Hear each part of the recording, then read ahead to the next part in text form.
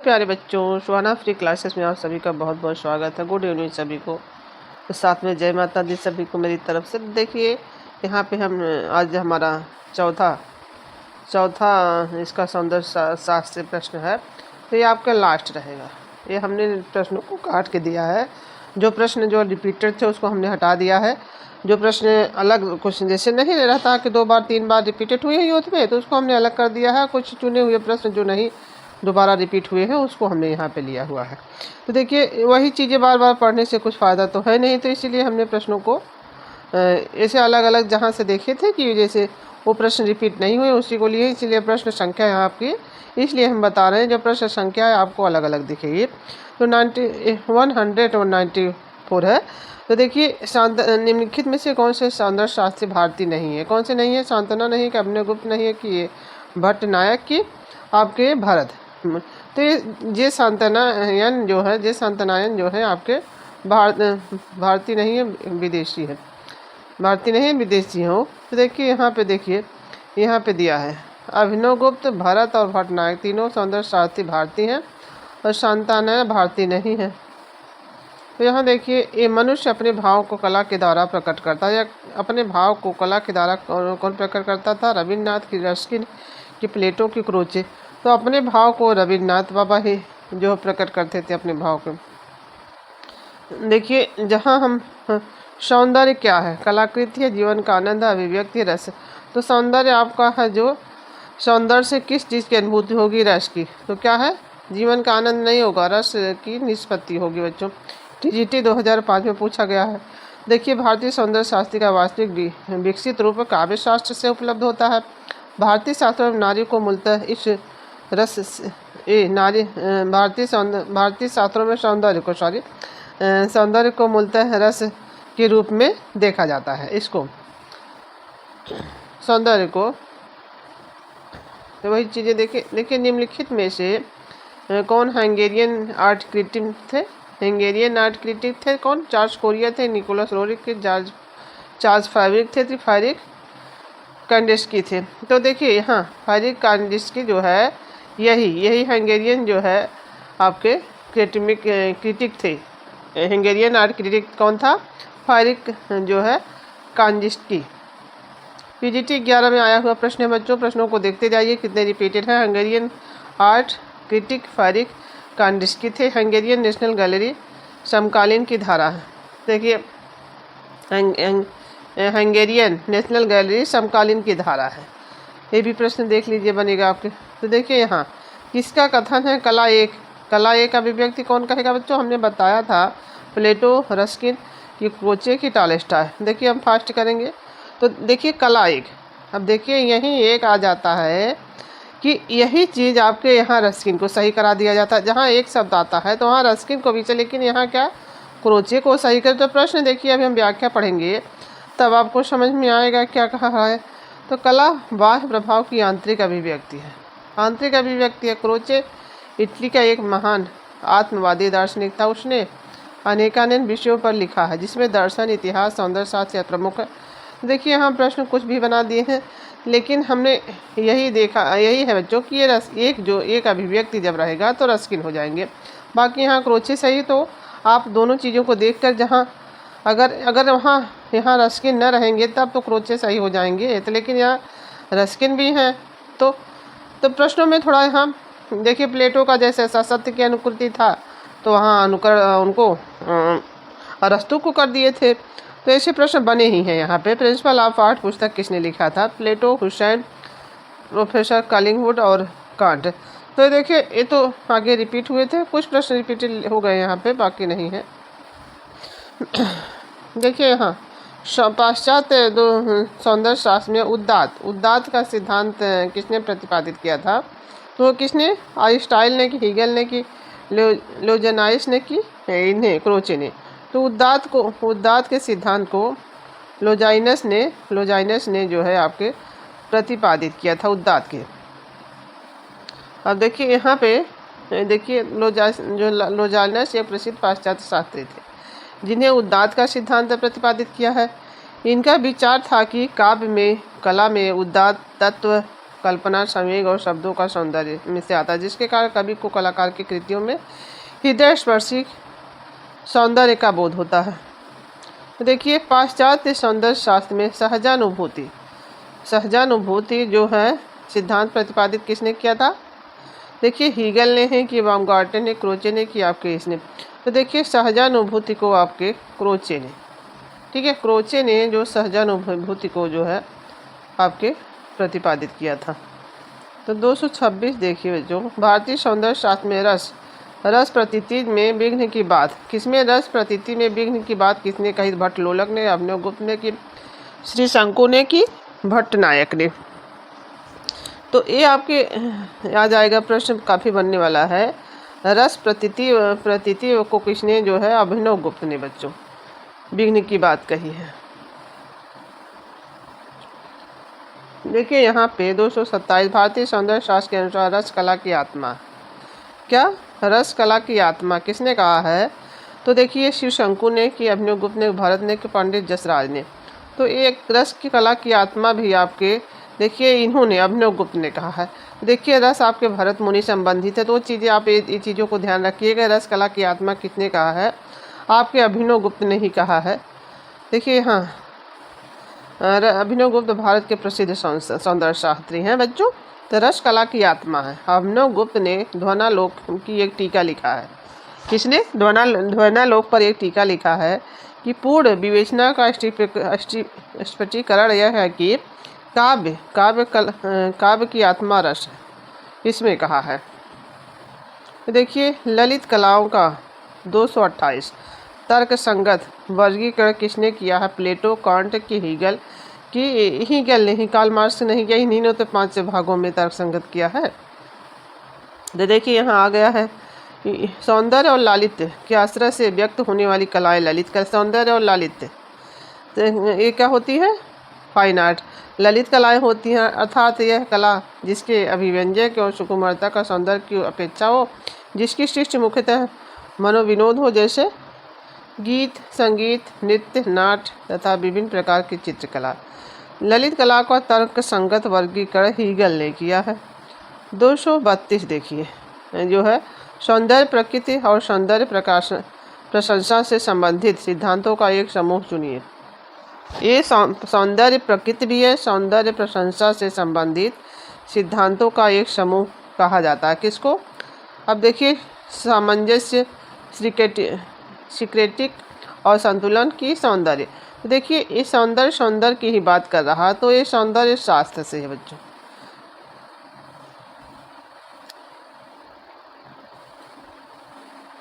जहाँ पढ़ने ही लायक नहीं कुछ, वहाँ नहीं रुकेंगे। वैसे प्रश्न सही को सुमेल करिए। बाumgarten क्रिएटिव जजमेंट जो है, Plato aesthetic, Roger Fry vision and divine, Rabindranath Tagore तत्व मीमांसा। इसमें से आप जो है सही को क्या चुनेंगे? क्या ये क्रिएटिव जजमेंट इनका है? ये तो कांट का है। तो ये इनका है एस्थेटिक शब्द, ये तो बाumgarten का है। देख लीजिए, अब आपको पता रहेगा तो सारी चीज़ें आप जो है जो सही कर पाएंगे। तत्व मीमांसा इनका है, इनका नहीं। तो रोजर फ्राई वाला विजन एंड डिवाइड जो हमने बताया था बहुत ट्रिक से, वही सी वाला आंसर सही था। और सबकी व्याख्या यहाँ दी हुई है।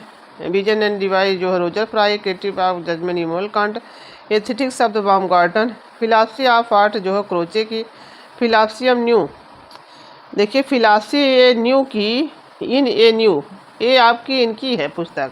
यही देखिए, यही चीज़ें द स्प्रिंग जो होगा तो क्रोचे हो जाएगा। और देखिए, यही 3 प्रश्न आपको इसी से बनेगा। फिलॉसफी ऑफ आर्ट हो जाएगा तो हीगल हो जाएंगे। देख लीजिए, यहीं से 3 प्रश्न आप हीगल हो जाएंगे। फिलॉसफी ऑफ द स्प्रिंग जब हो जाएगा तब क्रोचे हो जाएंगे। फिलॉसफी इन ए न्यू तब आपके कौन हो जाएंगे? न्यू हो जाएगा। तब ये न्यू जहाँ देखिएगा बच्चों, देखिए छोटे छोटे से आगे से प्रश्न वही लगे हुए, बीच में कुछ अलग हो गए लास्ट में।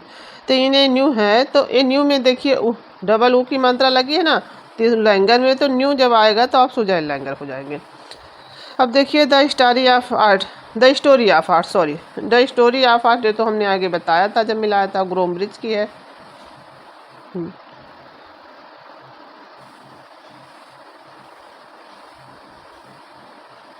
हीगल की ये भी हमने बताया था, क्वालिफिकेशन ऑफ आर्ट बताया था ना कि हमारे सामने अब फिलासफी ऑफ आर्ट था, दोनों था। तो सही को सुमेल कीजिए। क्रोचे कला सत्य की अनुकृति है। अब रविन्द्रनाथ बाबा मानव जो है कला के द्वारा अपनी अभिव्यक्ति करता है। आरजी कालिंगवुड कला संवेग के सिद्धांत पर आधारित है। देखिए बैरोनी ली ने क्या कहा, सुंदर अभिव्यक्ति और प्रभाव की अभिव्यक्ति। तो देखिए यही आपके रविंद्र वाला है जो इन्होंने कहा है मानव कला के द्वारा अपनी जो है अभिव्यक्ति करता है बच्चों।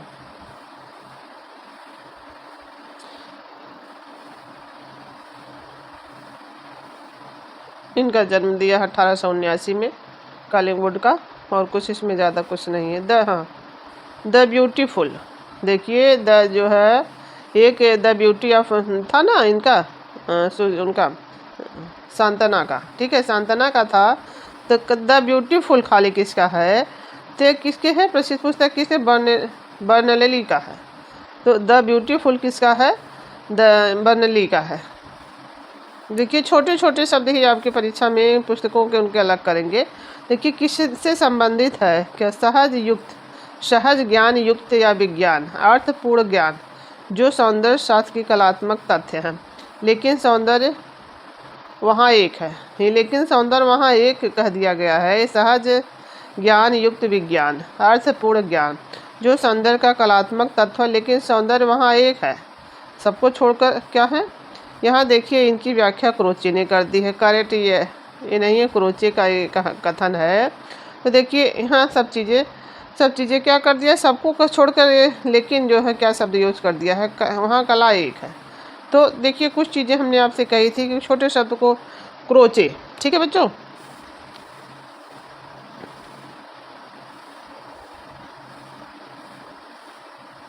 वही देखिए जो हमने पीछे बताया था वही सारी चीज़ें हैं। तो हम प्रश्नों को आगे देखते हैं। यहाँ पे देखिए 236 है, कोई भी अर्थपूर्ण विचार रस निष्पत्ति के अभाव में संप्रेषित नहीं किया जा सकता। यह उक्ति किसने कही है, कोई भी अर्थपूर्ण विचार रस निष्पत्ति के अभाव में संप्रेषित नहीं किया जा सकता, ठीक है, इसके नहीं किया जा सकता, यह युक्ति किसने कही है। तो देखिए आपके बाणभट्ट ने कही है कि लोलक ने कही है, लोल भट्ट ने की है कि वात्सायन की भरत मुनि। ये बात तो आपके इन्होंने ही कही है। तो जब ये रस के पूरा यही रस की उत्पत्ति के हैं तो भरत मुनि ने ही ये बात कही है, नहीं कर सकता है।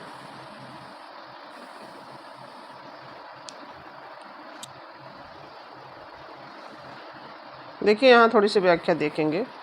कोई भी अर्थपूर्ण तो है तो भरत मुनि ने कहा। रस सिद्धांत का प्रवर्तक कौन है, भरत मुनि। भरत मुनि ने रस को अर्थभेद में क्या कहा है, ये देखिए रस को अर्थभेद से में गृहीत माना है। क्या माना है, गृहीत माना है।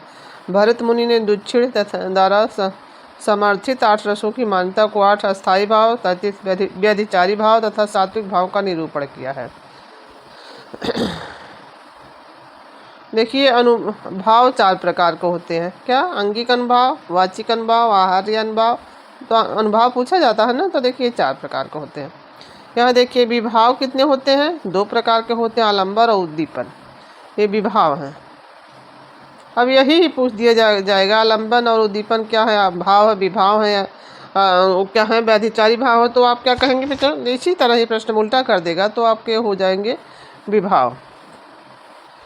फिर देखिए 237 देखिए, किस दार्शनिक ने सौंदर्य के बारे में कहा है, केवल कला सही अर्थों में सौंदर्य की अभिव्यंजना है। किसने कहा है, तो देखिए हीगल ने, कि थॉमस हॉब्स ने, कि सिसरो ने, कि अरस्तु ने। तो कला सही अर्थों में सौंदर्य की अभिव्यंजना है, तो किसने कहा है, ये हीगल ने।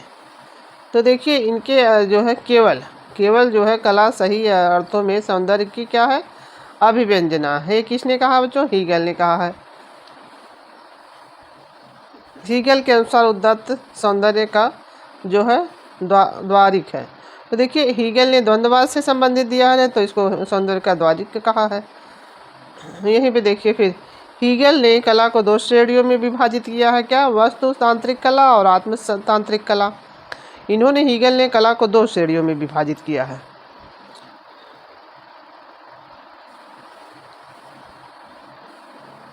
देखिए यहाँ एक चीज़ आप लोग ध्यान रखिएगा, अगर ललित कला पूछेगा तब तो 5 हो जाएगा। तो जैसे प्रश्न को पढ़ के देखिए कला को, ठीक है, कला को कितनी श्रेणियों में, तब 2 श्रेणी हो जाएगी। देख लीजिए यहाँ लिखा भी है, तो यही तो हीगल अगर आ जाएंगे तो आप कला को तो कितने श्रेणियों में, तो वहाँ आप 2 कहेंगे, और ललित कला का कितने में, तब 5 कहेंगे बच्चों, ललित कला आ जाएगा। इसीलिए हम प्रश्नों को यहाँ पढ़ाते समय आपको जो चीज़ें अगर गलत होंगी, जहाँ से कन्फ्यूजन होगा, वो चीज़ें आपको बता दे रहे हैं। 238 देखिए, अभिनव गुप्त द्वारा नवा रस कौन सा है, तो ये तो देखिए शांत रस है। इसमें कुछ नहीं कहना है कि आप लोग उसको रटे हैं और अच्छी सबको जानकारी है। जो थोड़ा सा प्रश्न जहाँ से कन्फ्यूजन होंगे उसमें समय हम लोग लगाएंगे, नहीं तो आगे हम देखते जाएंगे प्रश्नों को। इनमें से कौन सा शब्द 8 रसों में से एक नहीं है? कौन सा 8 रसों में से एक नहीं है? तो श्रृंगार नहीं है, वीण नहीं है, कि हास्य नहीं, कि रति नहीं है। तो देखिए ये रति जो है ये क्या है, 8 रसों में से नहीं है। क्यों नहीं है? ये आपके इसके भाव हैं, रस नहीं है ये। जैसे श्रृंगार रस का स्थायी भाव क्या होता है अभी इसकी देखिएगा। देखिए यहाँ क्यों नहीं है, ये चीज़ भी आप लोग जब जानते रहेंगे तब प्रश्न को सही कर पाएंगे। रति रस नहीं है, रति श्रृंगार रस का स्थायी भाव है। क्या है ये जो है, ये तो श्रृंगार, बीज, करुण, ये सब जो है आपके रस होंगे, लेकिन ये क्या है, स्थायी भाव है। श्रृंगार रस का वर्ण जो है श्याम होता है, यानी काला, ठीक है। श्याम का मतलब काला, श्वेत का मतलब सफ़ेद होता है, तो श्याम में मतलब काला है। तो हास्य का स्थायी भाव क्या है बच्चों, श्वेत। तो देखिए श्वेत माने सफ़ेद, तो हास्य का हो जाएगा सब, वीर का स्थायी भाव उत्साह।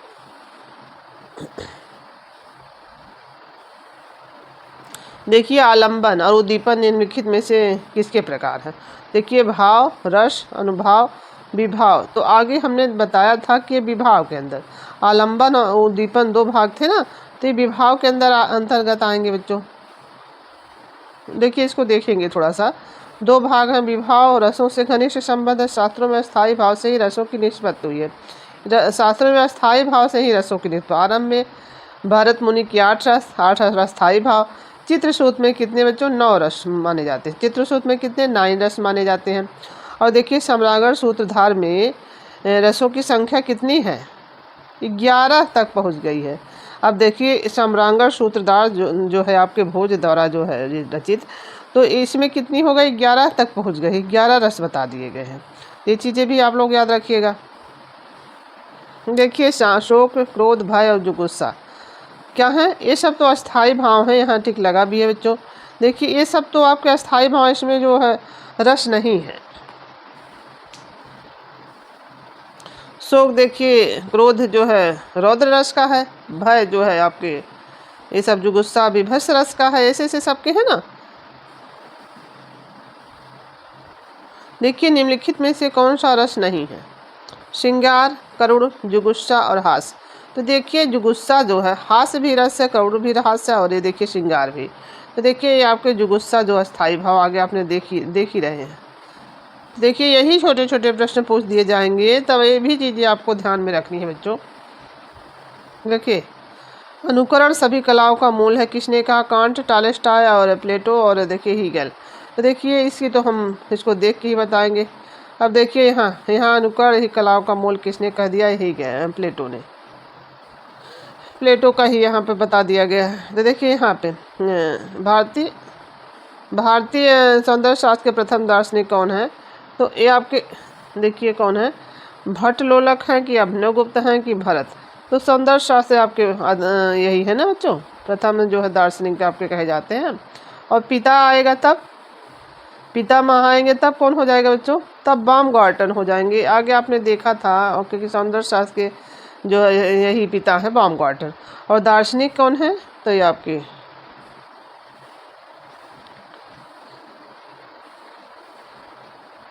देखिए रस सिद्धांत का प्रतिपादन किसने किया है? अभिनवगुप्त, शारंगदेव, आनंदवर्धन, श्री शंकु। तो देखिए ये अभिनवगुप्त ने ही तो रस सिद्धांत का प्रतिपादन किया। शंकु ने क्या कहा, अनुमितिवाद दिया है, जिसको अनुमितिवाद का प्रतिपादन किया है। क्या आपको अनुमति लेने में शंका होती है ना कहीं, अगर कोई विचार कोई लेने में, तो हमने इसको ट्रिक से आगे बताया हुआ है। जो बच्चे हमारे क्लास को देख रहे हैं वो इस चीज़ों को आगे पढ़ चुके हैं और आगे देखते भी रहेंगे। तो देखिए हमने बताया था ना कि अनुमति जब आप लेते हैं, अनुमितिवाद श्री शंकु का है, तो क्या आपको कोई हिचक रहती है अंदर से न कि ये चीज़ें हम बोलेंगे तो शायद हमारी बात मानी जाए या ना, तो ये चीज़ें अनुमितिवाद जो है श्री संकोच में शंका व्यक्त होती है। तो ऐसी चीज़ें आप लोग कह के याद रखिए बच्चों। देखिए सारी चीज़ें आप लोग को रस कितने प्रकार के होते हैं, 9, 5, 6। अब देखिए रस तो ये जो है भारतीय सौंदर्य शास्त्र के अनुसार, और बाकी इनके आपके भरत मुनि के अनुसार हो जाएंगे तब 8 हो जाएंगे, 8 अस्थायी भाव हो जाएंगे। तो यहाँ ये देख लेते हैं क्योंकि यही सही प्रश्न बन जाते हैं। देखिए 8 है जो है माने जाते हैं भरत के अनुसार, रति, हास्य, और ये देखिए इनके है। और अस्थायी भाव जो है 8 इनके अनुसार, देखिए इन्हीं के अनुसार दे दिया है। देखिए रस भाव को शास्त्र रूप किसने दिया? शास्त्र रूप अब किसने दिया है? तो पंडित यशोधर की, बाण भट्ट की, भरत की, केशवदास, तो यही के भरत मुनि ही दिए हैं। अब अद्भुत रस का स्थायी रंग कौन सा है बच्चों? अद्भुत रस का कौन सा रंग होता है? लाल, सफ़ेद, पीला, नीला। तो देखिए अद्भुत रस का आपका पीला ही होता है। ठीक है, ये पीजीटी 2004 में पूछा गया है, तो अद्भुत का आप लोग पीला याद रखिएगा बच्चों। विष्णु धर्मोत्तर पुराण में चित्रसूत के कितने रसों का प्रधान मृत्यु में मिलता है? तो अभी रस आपने देखे थे ना, 5 है, 9 है कि 6 है, 12। तो 9 रस आपने देखे, तो सम्रांगण सूत्रधार में 11 रस हो गए थे। रस का प्रमुख सूत्र क्या है? नाट्य है कि सौंदर्य है कि विचार है कि आनंद है? तो रस का प्रमुख सूत्र आपका ये नाटक हो जाएगा। जब हमने बताया था कहीं नाटक होगा, कहीं कोई लीला होगी, कहीं कोई चीज़ें होगा, तो क्या होगा, एक जो है उसी में रस की अनुभूति होगी ना। यही प्रमुख सूत्र क्या होगा? नाट्य होगा। हीगल ने किस कला को सर्वश्रेष्ठ काव्य कला, मूर्ति कला, संगीत कला की स्थापत्य कला? तो हमने इसको बहुत ट्रिक से बताया है। काव्य, ठीक है, फिर संगीत होगा, फिर चित्र होगा, फिर चित्र बनाएगा, फिर मूर्ति होगा, फिर स्थापत्य होगा, या इसी को वास्तुकला भी कहते हैं। ठीक है, इस तरह से इसका सीक्वेंस चलेगा। इसी सीक्वेंस में भी आपकी गड़बड़ियाँ होगी। देखिए हमने बताया था पहले कोई जब काव्य जो है एक संगीत की तरह होगा, तो पहले ही तो काव्य होगा, तब उसको संगीत की तरह, तब उसकी क्या चित्र बनाएंगे। चित्र देखिए मूर्ति से तो बड़ा होगा नहीं, फिर इसके बाद मूर्ति, फिर वास्तुकला। शांत रस सबसे पहले किसने? तो अभिनवगुप्त ने। रिपीटेड प्रश्न है इसीलिए हम। अब देखिए ध्वनालोक निम्नलिखित में से किसके द्वारा प्रस्तुत किया गया है? तो हर्ष, भरत मुनि, आनंदवर्धन। तो देखिए ध्वनालोक आपके आनंदवर्धन के द्वारा हुआ है। सभी नाटकीय संरचनाओं के लिए संस्कृत मन सामान्य शब्द है क्या? संस्कृत मत का सामान्य शब्द क्या? सभी नाटकीय संरचनाओं के लिए। नाटक है कि प्रकरण है कि रूपक है कि प्रहसन है?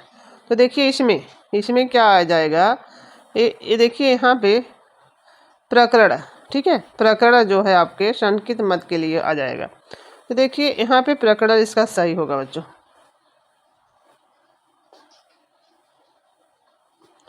वास्तु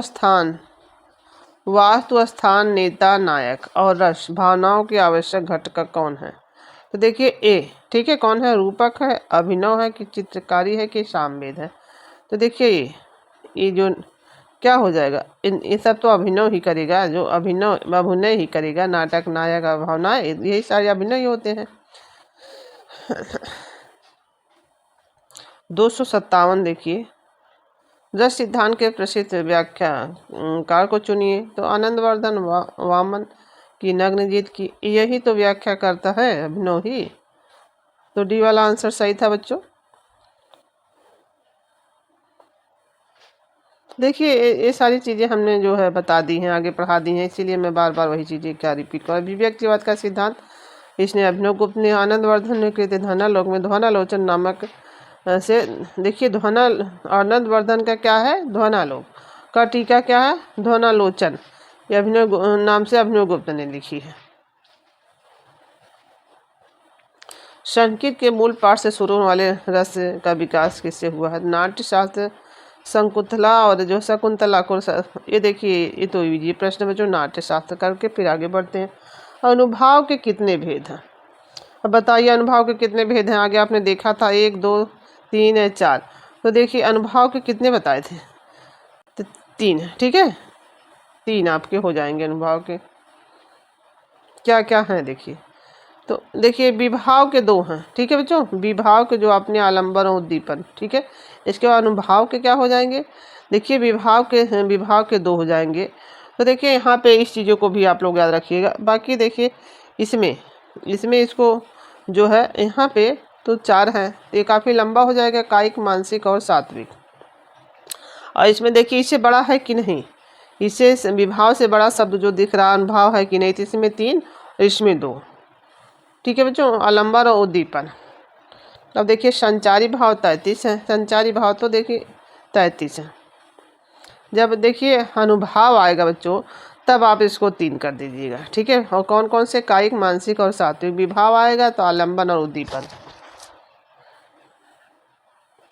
प्लेटो ने आकृति को कितने और कौन कौन से भेद बताए हैं आकृति के, जो देखिए एक सापेक्ष, 2 सापेक्ष और 2 सापेक्ष और निरपेक्ष, 3 सापेक्ष और काल्पनिक, इनमें से कोई नहीं। तो देखिए इनका 2 है, ये देखिए यहाँ पे 2 सापेक्ष और निरपेक्ष, यही इन्होंने प्लेटो ने आकृति के जो है भेद बताए हैं। देखिए हीगल ने ललित कलाओं के कितनों वर्गों में, तो 5 वर्गों में। रिपीटेड प्रश्न है बच्चों, हमने तो काट दिए थे लेकिन बहुत से प्रश्न आ गए बच्चों यहाँ पे। देखिए रौद्र रस का रंग क्या होता है, नीला, लाल, काला, पीला। ये लाल ही रंग होता है ना रौद्र रंग का, तो लाल आपका सही है। रस की उत्पत्ति को सबसे पहले किसने परिभाषित किया, तो अरस्तु, भरत मुनि, अभिनव गुप्त, ब्रैंकडले। तो किसको सबसे पहले इसी ने, भरत मुनि ने ही तो परिभाषित किया था बच्चों। फिर देखिए रस की उत्पत्ति को सबसे पहले किसने परिभाषित किया, तो शायद रिपीटेड प्रश्न आ गए हैं कई बार, इसको हमने इसको काटने की बहुत कोशिश की लेकिन आ गए। द्वंद्ववाद के आधार पर त्रय सिद्धांत अर्थात वाद, प्रतिवाद और संवाद। क्या ये द्वंद्ववाद जो है ये त्रय सिद्धांत है, अर्थात क्या क्या है, वाद, प्रतिवाद और संवाद का सिद्धांत बाउमगार्टन, कार्ल मार्क्स, इमानुएल कांट की हीगल। तो देखिए द्वंद्ववाद आपकी हीगल के संबंधित है आपके द्वंद्ववाद से। यही हमारा प्रश्न समाप्त होता है। आज हमारा सौंदर्य शास्त्र वाला टॉपिक 3 टॉपिक हमने लगभग ख़त्म कर दिए आपके। प्रागैतिहासिक, ठीक है, ये हम बता दे रहे, प्रागैतिहासिक ख़त्म किए बच्चों। और यहाँ फिर आ गए आप भारतीय साहित्य पढ़ा दिया, बच्चों। अब हम सौंदर्य शास्त्री पढ़ा दिया, तीसरा टॉपिक। तो एक दिन हम सौंदर्य शास्त्र, एक दिन कला के षडांग जो है आपके, जो षडांग के तत्वों पढ़ाएंगे। तो यहाँ से चौथा टॉपिक आपका शुरू होगा। देखिए हम पूरी बुक युद्ध का आपको ख़त्म करेंगे, जहाँ से रिपीटेड प्रश्न आएंगे उसको काट के हम सारी व्याख्या सहित आपको बताएंगे, ताकि जो चीज़ें व्याख्या से प्रश्न बनते हैं वो भी आप लोग जाने, प्रश्नों को ही नहीं व्याख्या से भी। देखिए अगली बार क्या हुआ था, व्याख्या से बहुत प्रश्नों के अलावा, अगली बार क्या था, प्रश्नों के अलावा व्याख्या से ही बहुत प्रश्न आए थे। इसीलिए देखिए यहाँ जो आप देखते होंगे हम जब पढ़ा रहे हैं, देखिए प्रश्न में कम प्रश्न मिल रहे हैं, लेकिन वही व्याख्या में देखिए कितने प्रश्न बने हैं, पूरी व्याख्या ही तो उसमें है। तो इसीलिए व्याख्या पढ़ना बहुत ज़रूरी है। देखिए बच्चों हम एक क्लास चाहे सुबह या शाम, जो हमारे सब्सक्राइबर हैं वो इस चीज़ को समझ रहे हैं कि मैम ये क्लास हमारी जो है चाहे कभी सुबह है या शाम में ज़रूर यूथ वाली रहेगी। कल नहीं हो पाई थी, कल थोड़ी व्यस्तता थी, इसी वजह से यूथ की क्लास कल हम नहीं करवा पाए। बाकी हम इस यूथ को ही पूरा ख़त्म करेंगे। साथ में वेस्टर्न भी आपका चलेगा, और देखिए कभी कभी वेस्टर्न के प्रश्न बीच बीच में होते रहेंगे, क्योंकि एक चीज़ें। और यहाँ वेस्टर्न का हमने आज जो है गोथी पढ़ाया वजेंटाइन, तो उसके प्रश्न करवा देंगे एक दिन शाम या सुबह में। तो ये देखिए युद्ध तो आपका रोज़ चलेगा, एक क्लास चाहे जब चलेगी वो, लेकिन यूथ की चलाएंगे। धन्यवाद आप सभी का। और हमारे बच्चे जो पूछ रहे हैं कि मैम आपकी क्लास कब चलती है, तो अभी हमारी लाइव क्लास नहीं चल रही है बच्चों। अभी हमारी क्लास जो है उनको, जो हमारी क्लासों को देख रहे हैं वो समझ जाएंगे, क्योंकि कई लोगों ने मैसेज किया हमारे कमेंट पोस्ट में जो डाला है कि मैम आप क्लासें कब लेती हैं। तो हमारी क्लासें 10 से 11 बजे रिकॉर्डेड सुबह जाएंगी, और 3 क्लासें हमारी, एक जो है सामाजिक विषय से रहती हैं, वो जो है 7 बजे के अंदर जाते हैं, या यही शाम को। तो देखिए और एक जो है शाम को भी मेरी क्लासें कोई छोटे टॉपिक से रहती हैं 7 से 8, 8-9 के बीच रहती हैं। तो इतनी समय हमारी क्लासें जो आपको प्रदान कराई जाती हैं, और इसको आप लोग देखिए। जैसे ही हमारे जो है आगे की तैयारी और अच्छी बेस्ट करने की तैयारी रहेगी आपके साथ। और जो है धन्यवाद आप सभी का, जो हमारे YouTube चैनल को आप लोग आगे ले जा रहे हैं। आप सभी लोगों से यही उम्मीद थी हमें, और आप ऐसा कर भी रहे हैं हमारे सब्सक्राइबर लोग। आपकी बहुत बहुत धन्यवाद आप सभी को।